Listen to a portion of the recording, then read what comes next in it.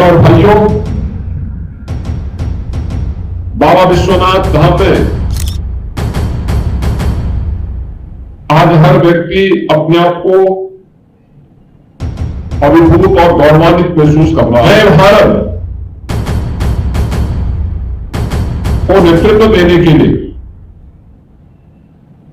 आपने अपने सांसद के रूप में जो चुनाव किया, कैसे आम जनमानस को सम्मान दिलाता है, यह प्रधानमंत्री के रूप में मोदी जी का चयन हर काशीवासी को गौरवान्वित करता है। काशी का नाम न केवल प्रदेश में, जब पूरा देश मोदी जी के निर्वाचित प्रधानमंत्री के रूप में नए रिकॉर्ड के साथ है, उत्साहित है, तो मोदी जी के साथ काशी का नाम भी उसके साथ जुड़ता है और काशीवासी भी उस उत्साह का हिस्सा बनता है। पूरी दुनिया में जहां कहीं भी कोई राष्ट्राध्यक्ष 12 वर्ष के इस कालखंड को देखता है और भारत की तुलना करता है, तो मोदी जी के परिश्रम, उनकी दूरदर्शिता, इन सब का लाभ प्राप्त होता है। और इसलिए प्रधानमंत्री मोदी जी के इन 12 वर्ष के सफलतम कार्यक्रम को एक नई कड़ी जोड़ने के लिए आज यहां पर काशी के अंदर यहां के नए उद्यमियों का आज यहां पे सम्मान का कार्यक्रम रखा गया है। मैं इस अवसर पर प्रधानमंत्री मोदी जी के 12 वर्ष के सफलतम इन कार्यक्रमों को और प्रधानमंत्री के रूप में देश को यशस्वी नेतृत्व प्रदान करने की उनकी क्षमता का हृदय से अभिनंदन करते हुए पूरे काशीवासी को बधाई देता हूं।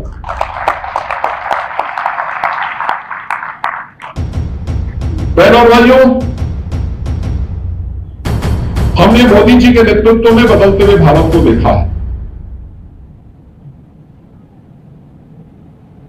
याद करिए एक ऐसा भारत 2014 के पहले का,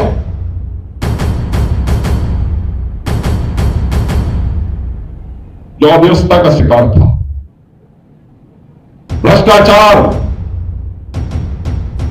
जहां पूरे देश की छवि को वैश्विक मंच पर धूमिल कर चुकी थी, चारों ओर अविश्वास का वातावरण, देश के अंदर आंतरिक बाह्य सुरक्षा पर मंडराता हुआ खतरा, हर एक तबके में निराशा, हताशा। जो उद्यमी था, इसलिए सरकारों की गलत नीतियों ने उसे श्रमिक बना दिया। जो श्रमिक था वो प्लान करने को मजबूर था। जो अन्नदाता किसान था, अन्नदाता किसान ऊर्जा का लाभ जिस प्रदेश और देश के विकास में लगनी चाहिए थी, वो नौजवान सरकार की नीतियों के कारण, सरकार की गलत नीयत के कारण हताश और निराश था। उसके लिए न नौकरी थी, उसके लिए न रोजगार था, न उनके लिए कोई दिशा थी। महिलाएं असुरक्षित थी। हर योजना लागू होने के पहले भ्रष्टाचार की भेड़ चढ़ जाती थी। याद करिए 600 जनपद देश के अंदर, उनमें से 120 जनपद नक्सलवाद के शिकार थे।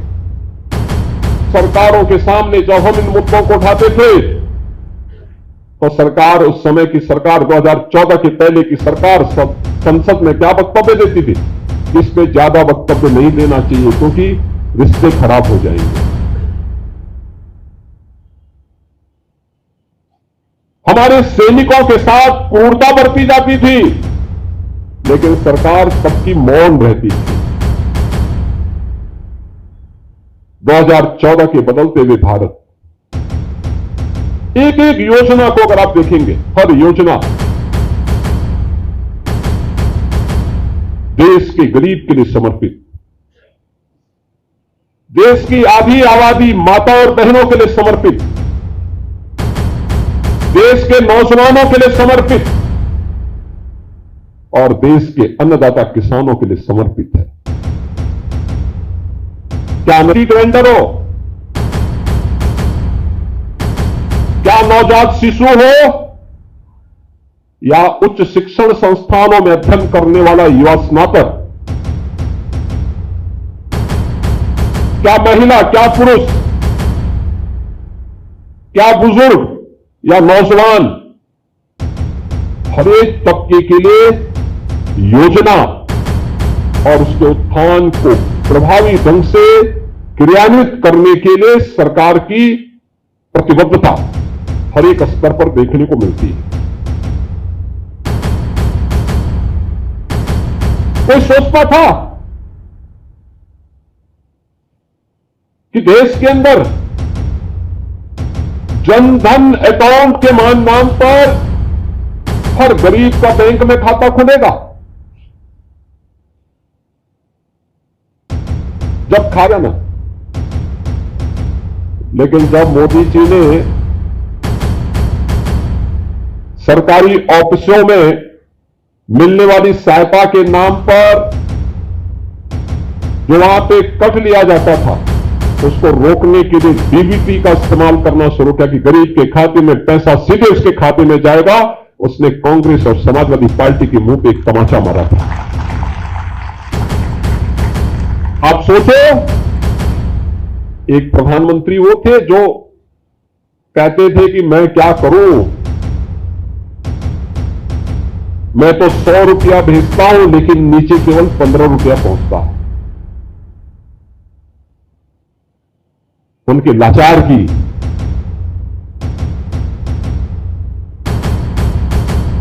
और एक प्रधानमंत्री मोदी जी हैं जिन पर हर भारतीय गौरव की अनुभूति करता है। मोदी जी कहते हैं मैं 100 रुपया भेजता हूं तो 100 रुपया सीधे गरीब के खाते में जाता है।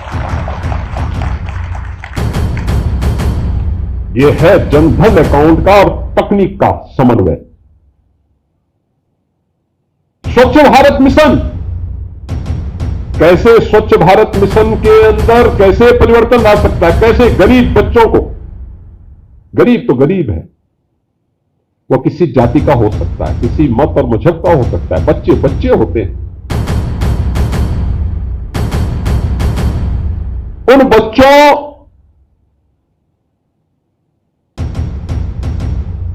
कि असमय होने वाली मौत तत्कालीन सरकारों को विचलित नहीं करती थी। स्वच्छ भारत मिशन ने उस मौत के आंकड़ों पर विराम लगाया, नारी गरिमा की रक्षा की और देश के अंदर 12 करोड़ गरीबों के घर में एक एक शौचालय बनाने का काम ये मोदी जी ने किया।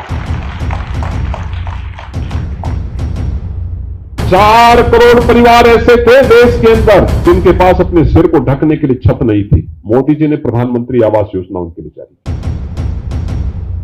प्रधानमंत्री आवास योजना में आवास मिलेगा।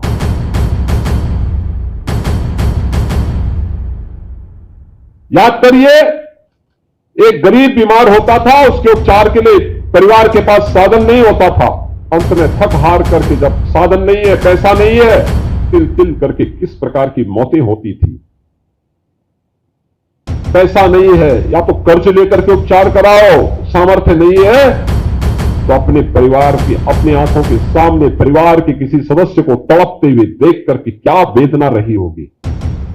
उस वेदना को 2014 के पहले क्यों समझने का प्रयास नहीं हुआ? क्यों पहले समझने का प्रयास नहीं हुआ? क्योंकि संवेदना नहीं थी,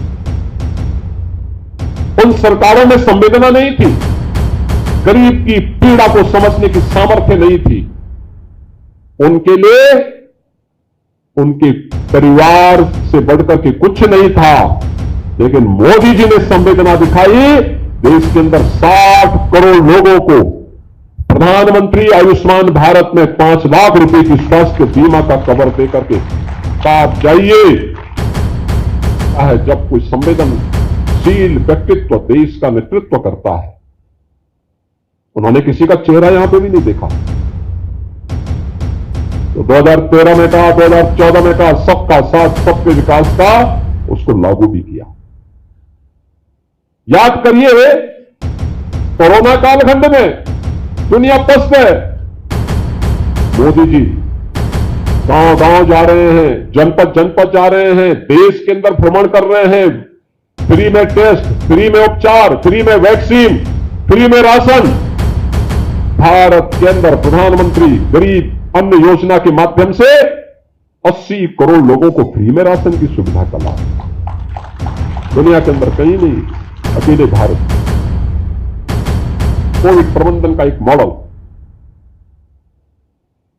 क्योंकि मोदी जी ने गरीबी देखी भी है और गरीब की इस पीड़ा को समाप्त करने की सामर्थ्य भी बाबा विश्वनाथ में मां गंगा ने उन्हें प्रदान की है।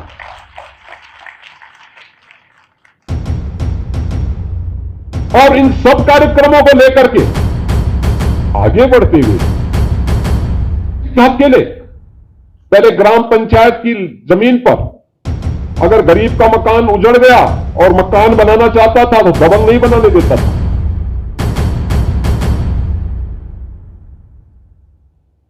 मोदी जी ने ग्रामीण अभिलेख के माध्यम से घरौनी की योजना प्रारंभ की और घरौनी वितरण का कार्यक्रम हर गरीब के लिए। देश के अंदर 3 करोड़ परिवारों को जहां पे उसका आवास है वहां का मालिकाना अधिकार मिला और इस साल भी अधिकार महिलाओं को उपलब्ध करवाए मोदी जी ने। 3 करोड़ लखपति दीदी,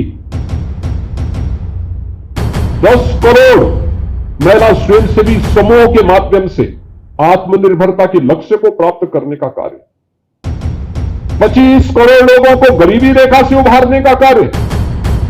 अद्भुत है, चमत्कारिक है,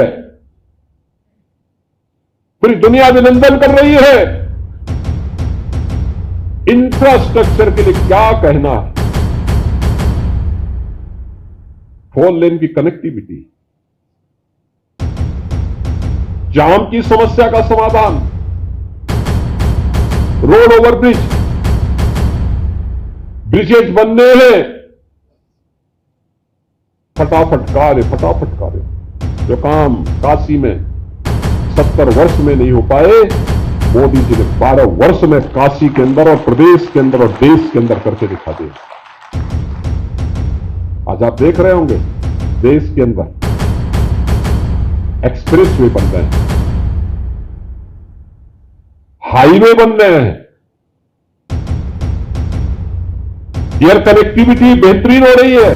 पहले की तुलना में 1947 के पहले से लेकर के, यानी जब से वायु सेवा भारत के अंदर आई होगी तब से लेकर के 2014 तक जितने एयरपोर्ट बने थे, मोदी जी के आने के बाद 12 वर्ष में, यानी हर एक फील्ड में, यूपी की ही मैं बात करता हूं या भारत के अंदर ही आप देखें, मेट्रो की सुविधा पहले केवल 5 शहरों में थी, आज 20 सिटी में है और अकेले यूपी में 7 सिटी में आज के दिन पे मेट्रो संचालित हो रही है।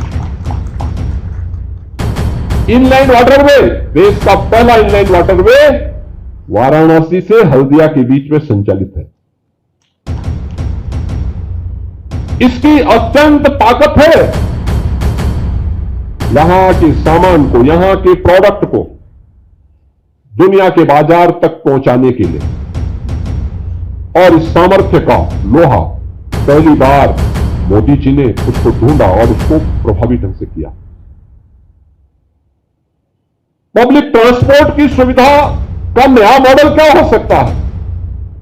वाराणसी दे रहा है रोपवे का एक नया मॉडल। जब उसका लोकार्पण होगा तब एहसास होगा कैसे वह पूरे जीवन को बदलने में सहायक होता है। यानी जिसको किसी ने नहीं पूछा, मोदी जी ने उसको, क्या दुर्गति होती थी, नगर निगम अलग से डंडा मारता था, पुलिस के लोग अलग से, ठेकेदार की पीड़ा अलग से थी और उस बेचारे को घर में भी लेने देने पड़ते थे। गरीब हर जगह से मारा जाता था। पहली बार हुआ पीएम स्वनिधि योजना में, गरीब के लिए हम स्कीम चलाएंगे। आज पीएम स्वनिधि योजना में अकेले वाराणसी के अंदर 60,000 स्ट्रीट वेंडर ऐसे हैं जिनको पहली किस्त प्राप्त हो गई।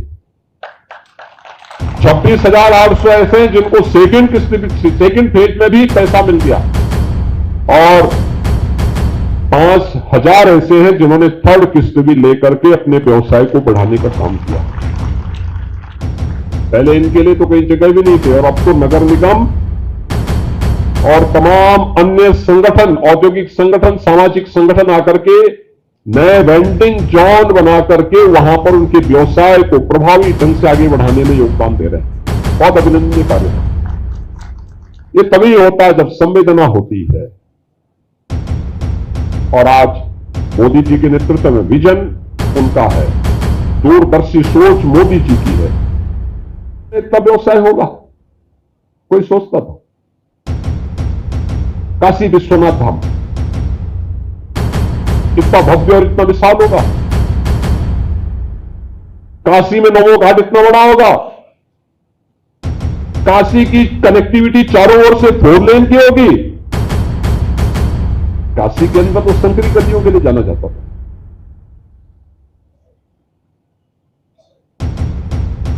आज काशी को एक नई पहचान मिला, प्रदेश को एक नया पहचान मिल रहा है। देश के सामने सम्मान होता है, पूरी दुनिया आती है काशी में। जब लोग नहीं आते थे तो लोगों के मन में धारणा होती थी, अरे साहब वहां अव्यवस्था है, गुंडागिर्दी है, अराजकता है, कोई विकास नहीं हुआ है, लोग नहीं आते थे। तो यहां के लोग भी जाते थे तो उनको भी अपमान होना पड़ता था। आज आप जाइए, काशी का नाम कहीं ले लीजिए, यूपी का नाम कहीं ले लीजिए, देश के अंदर उस व्यक्ति के सामने वाले व्यक्ति देख करके जो व्यक्ति 14 के पहले या 17 के पहले जो व्यक्ति आपसे 10 कदम दूर भागता था, आज जब वह आपको देखता है तो उसकी इच्छा होती है कि आपको गले लग ले। आप सबके सामने काशी विश्वनाथ धाम हो, 500 वर्षों का इंतजार समाप्त हुआ। अयोध्या में श्री राम जन्मभूमि में भगवान राम विराजमान हो गए, भव्य राम मंदिर का निर्माण हो गया। कोई सोचता था ये होगा कभी? आज हो गया। मां विंध्यवासिनी धाम का निर्माण, भव्य कुंभ में कितनी भीड़ आई होगी गत वर्ष, काशी से ज्यादा कौन जानता। 1 महीने तक, लगभग 1.5 महीने तक काशी में भी जाम की स्थिति थी। रोज 15 से 20 लाख श्रद्धालु काशी भी आते थे।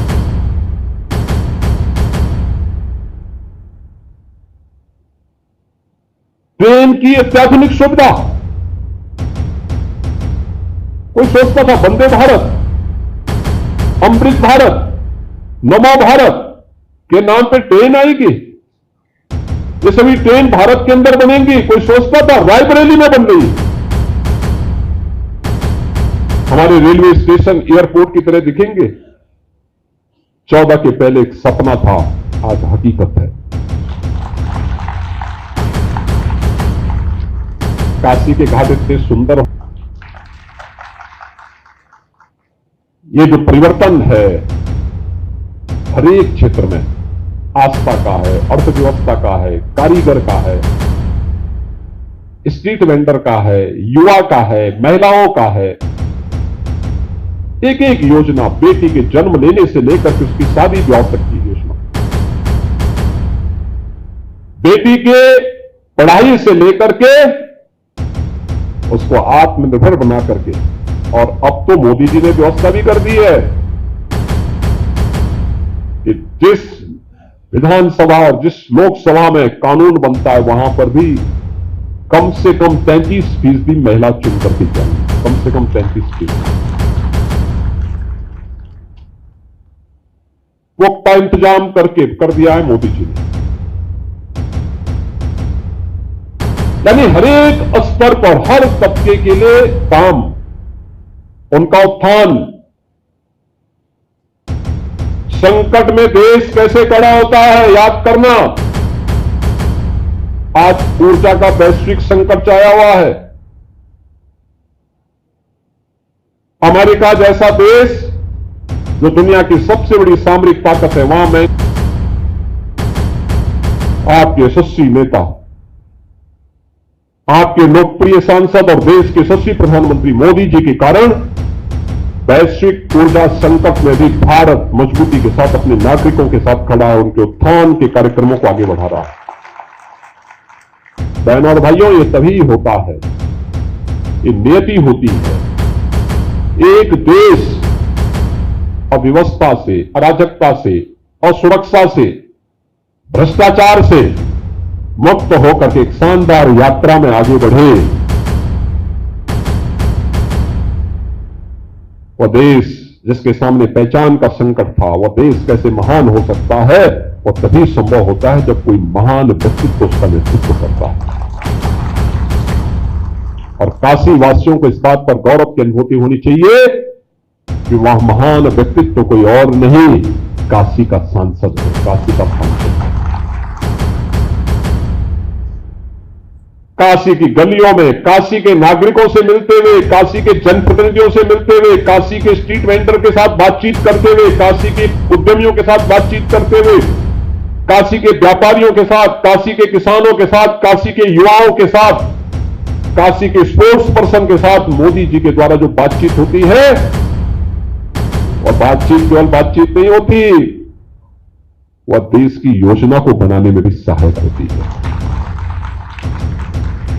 और उसका लाभ पूरा देश अवसर पर मैं बाबा विश्वनाथ से, मां गंगा से प्रार्थना करूंगा, प्रधानमंत्री जी का यह यशस्वी नेतृत्व लंबे समय तक देश को मिले, वे स्वस्थ रहे, देश को अपना यशस्वी नेतृत्व देकर के भारत को आत्मनिर्भर और विकसित भारत की संकल्पना को, जो उनका संकल्प है, संकल्प के साथ हर उत्तर प्रदेश वासी, हर काशी वासी उनके साथ कदम से कदम मिला करके उनके नेतृत्व में आगे बढ़ेगा। विश्वास के साथ मैं आप सबको प्रधानमंत्री मोदी जी के सर्वाधिक समय तक प्रधानमंत्री के रूप में, निर्वाचित प्रधानमंत्री के रूप में इस यात्रा का अभिनंदन करते हुए